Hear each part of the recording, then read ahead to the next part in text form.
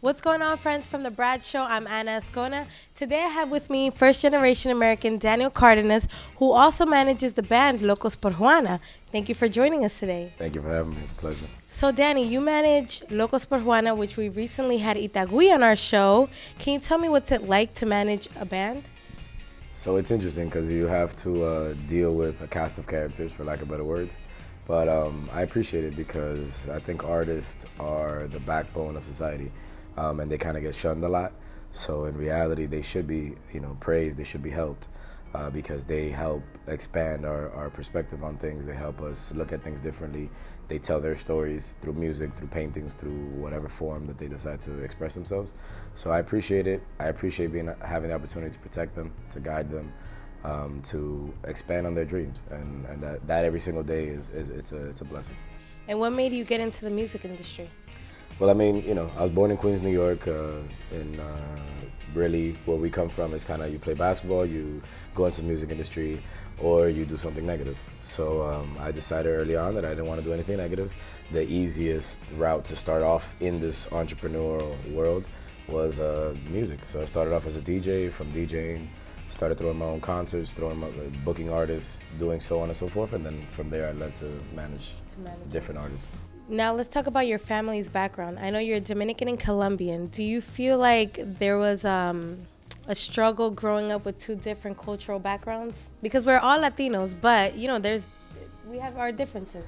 No, for sure. So at certain points in my life, I was more Dominican. At certain points, I was a little, not more Colombian, but I started embracing my Colombian side.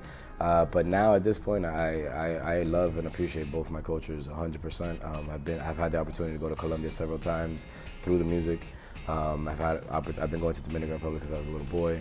So both those cultures, and it's funny, there's so many different cultures within the Latin diaspora. But the Dominican culture and the Colombian culture, they're very similar. Do you know the reason why your parents migrated to the United States? So my mom and my grandfather. My grandfather was heavily involved in a lot of political stuff during Trujillo. Trujillo was one of the dictators of Dominican Republic, and a bunch of other situations, whatever. So he left Dominican Republic earlier. Him and my grandmother weren't together at the time. Little by little, the pressure of the opportunities in the United States, my grandfather was kind of like, hey, I need my daughter here. So la pidió, like they say. So sponsored her. Yeah, and she came to New York. My dad got here. My family's from Soledad. Soledad back in the days was a very prominent. It's right outside of Barranquilla, so it's a very prominent area. My grandfather was, for lack of better words, he was like the mayor of the town. He was a boxing champion, a weightlifting champion. So he was very well respected, but he saw what was coming. And nowadays, Soledad is one of the probably, like we say, Candela neighborhoods. So it's really dangerous. It's really tough. Have your parents shared any struggles they faced being immigrants in the United States, not knowing the language, coming to a new, like you mentioned, being in an uncomfortable situation? So can you share with me any story that they've told you when they migrated here? Yeah, for sure. So my dad loves to dance, period. And people here don't understand that. And it's like, oh, he must do a lot of drugs. My dad just likes to dance. Yeah. So when he got here, the only thing that kind of helped him feel like home was in Queens.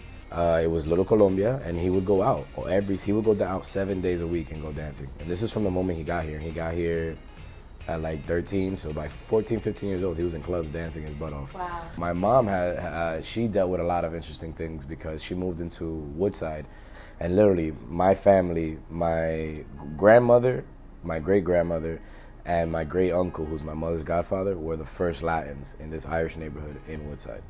So they dealt with racism to the maximum.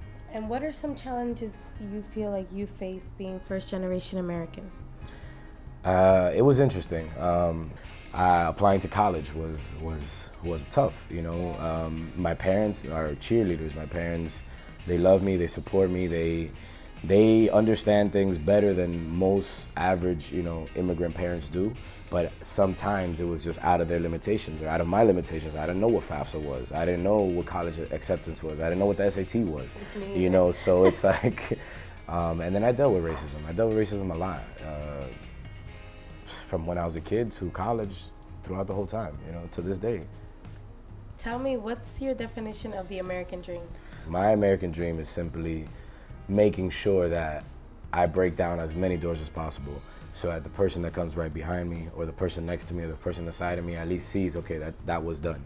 Now I can do it. I can do that too. I don't need the credit for myself. It's not, to create the legacy for myself. It's not none of that. But I've experienced it. I've witnessed it, and I've done it myself. That I see when I did something, and then I see somebody else coming, and now they feel comfortable trying to do that too.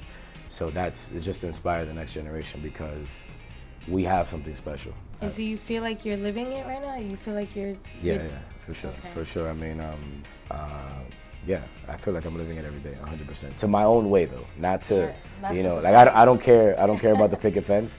I care about, 15 different entrepreneurs coming after me. Well, Daniel, thank you so much for joining us. Can you please give a shout out to the Brad Show? Shout out to the Brad Show. Thank you for all the work that you guys are doing for all the people trying to come to this country, or the people that are here illegally, legally, whatever scenario. I really appreciate it, and keep up the good work.